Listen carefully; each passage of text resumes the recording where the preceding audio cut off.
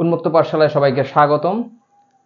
আজকে আমরা আছি অষ্টম শ্রেণীর ক্ষুদ্র সঞ্চয় ভবিষ্যৎ গড়ি।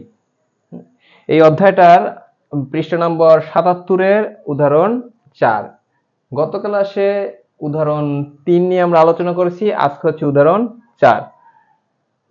দেখো, আগের ক্লাসে এটা বলে দিয়েছিলাম যে আসল বা মূলধন এর প্রতীক হচ্ছে পি, মুনাফার প্রতীক আই, মুনাফার হারের প্রতীক হচ্ছে আর, আর সময়টা হচ্ছে এন, আর সময়টা কিন্তু অবশ্যই বছরের সময়।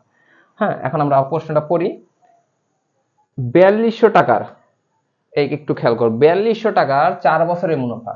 তাহলে ৪২০০ টাকা, এই টাকার উপর ভিত্তি করে অঙ্কটা করা হইতে আছে, ঠিক আছে? এই যে টাকার উপর ভিত্তি করে অঙ্কটা করা হবে সে টাকাটাকে বলে আসল, এটা হচ্ছে পি এর মান। ৪ বছরের জন্য, এটা তো বছর বলেই দিয়েছে আমাদের, বছর হচ্ছে এন, ওই যে বছর হচ্ছে এন, সময় যেটা। মুনাফা হচ্ছে ২১০০ টাকা, এই মুনাফার কথা বলে দিচ্ছে। মুনাফা হচ্ছে কয় টাকা? ২১০০। মুনাফার প্রতীক কি? আই।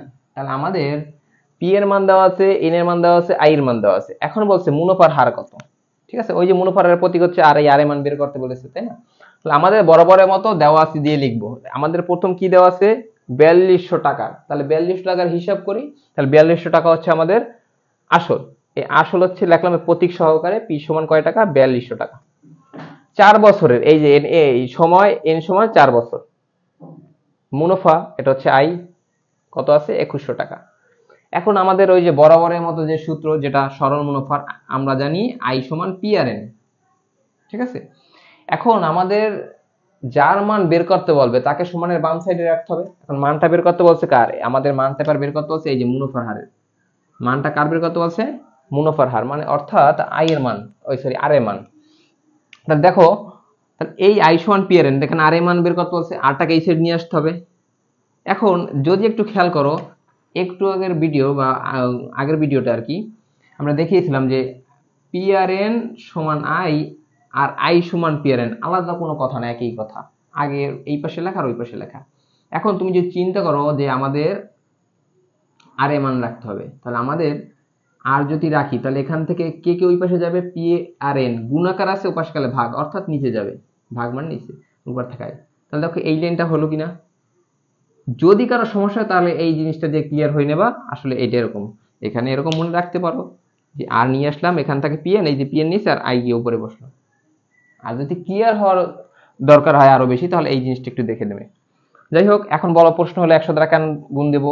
যে এই যে হার, হার দ্বারাই তো ১০০কে নির্দেশ করে, যেটাকে শতকরা বলি আমরা, হার যেটা। তাহলে দেখো, আমাদের যার মান দরকার মুনাফার, তাকে আমরা বাম সাইডে নিয়ে নিচ্ছি। এখন বাকিগুলো মান বসিয়ে দাও। দেখো আমাদের আই এর মান আছে, আই ২১০০ টাকা, উপরে আই এর জায়গায় লিখলাম ২১০০, তারপরে পি এর মান হচ্ছে ৪২০০, সেটাও লিখলাম। পি আর এন এর মাঝখানে কোনো চিহ্ন নাই, অর্থাৎ গুণ আকার আছে, গুণ চিহ্ন দিলাম। এন এর মান কত বছর? ৪ বছর, ৪ বসিয়ে দিলাম। এখন দেখো এই গুণ, মাঝখানে গুণ, এই ১০০ ১০০ মনে থাকে যেন, সবসময় কিন্তু ১০০ দ্বারা গুণ। আমরা যখন পি এর মান বের করেছি তখন কিন্তু ১০০ দ্বারা গুণ করিনি, এখানে ১০০ দ্বারা গুণ করলাম এই হারের কারণে, মুনাফার হার। যারা আমাদের আগের ভিডিওটা দেখোনি তারা এর আগের ভিডিওটা দেখে নেবে, প্লেলিস্ট সাজানো আছে। তাহলে আমাদের নিচের ক্যালকুলেটটা আগে করতে হবে। এখানে ৪২০০ গুণ ৪ দেখা যায় এই ১৬৮০০ টাকা হয়। এখন আসো, এখানে তো এই দুইটা ভাগ করতে হবে, তাই না? তুমি বড় দেখে আবার এইটা আগে ভাগ করতে পারবা না। ভাগ করার সময় তোমাকে আগে উপরেরটা আগে তুলতে হবে। এই ২১০০ ভাগ দিয়া ১৬৮০০ ভাগ করলে দেখা যায় ০.১২৫ আসে। এই গুণ, এই গুণ ১০০ জায়গায় ১০০, তারপর ১০০ সাথে এটা গুণ করে দাও, দেখো ১২.৫%, ওই যে ১০০ দ্বারা গুণ করছিলাম এর জন্য, এই শেষ। এখন উত্তরটা নিচ দিয়ে কিভাবে লাগে? টুকরো রাখলেও হবে অঙ্কের ক্ষেত্রে, কিন্তু পরে মূল্যায়নের পরীক্ষার জন্য লেখার সময় এরকম লিখবো অবশ্যই যে সুতরাং মুনাফার হার এই যে ১২.৫%। আমাদের এই ক্লাস এটা শেষ, এটার সমাধান। আর যার স্ক্রিনশট লাগবে স্ক্রিনশট নিয়ে নাও। আর এখন আমরা আগামী ভিডিওর জন্য সবাই অপেক্ষা করো, একটু পরে আমাদের আগামী ভিডিওটা আপলোড করা হবে। ধন্যবাদ সবাইকে।